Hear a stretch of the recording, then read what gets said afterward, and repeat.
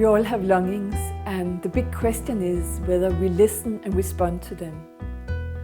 My experience is that we spend a lot of our lives drowning our longings, and then pain begins to arise because we basically know that we have come here to share our gifts and to solve some specific tasks. But we put up these barriers for ourselves and fear rises. So what happens with this pain is that dissatisfaction occurs, and we begin to turn it maybe inward towards ourselves and create these limiting beliefs about ourselves. But we can also soothe the pain through the use of stimulants, or we can even turn the pain outwards towards the world and become a victim of our circumstances. So when we listen to our longings and begin to live in harmony with them, the bliss we experience when we answer that call is very deep and redemptive. And it can seem as if we get a part of ourselves back that we have been in danger of losing. So we all have infinite longings. We have the longing to belong in this world.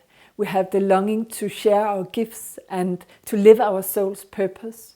And we have the longing to find love in the world and to find the people we can connect with and feel at home with. So it is only at that moment when we answer our soul's calling that we feel the redemption. And it seems as if a new hope emerges and new possibilities, a new sense of direction occurs in our lives.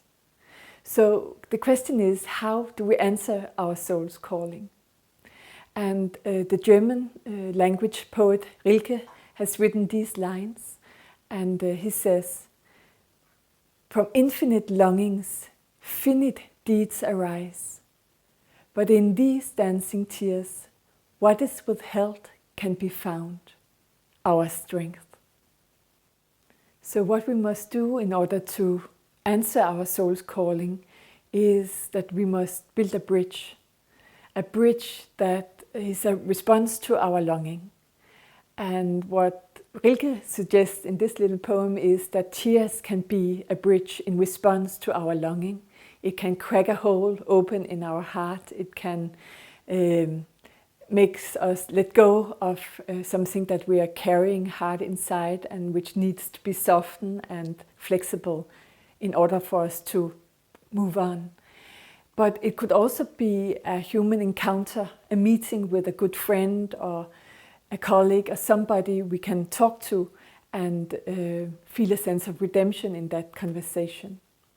It could also be a small act of courage. It doesn't have to be big things, but small acts of courage.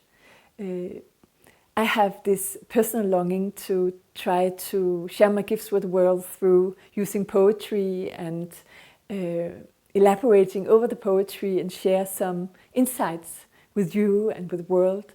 So my small act of courage is to try to stand here and share this gift. So we must look inside ourselves and in our own lives and find ways to build that small bridge. And in doing that, answer the call from our soul.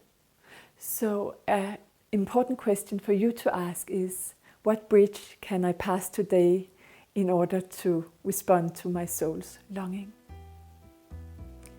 So I will leave you with that question and also ask you that if you like this video and you like what I shared, then please pass it on, share it with your friends, with your family, with your colleagues, whoever might like this little video. I would be very grateful for you sharing it. So thank you.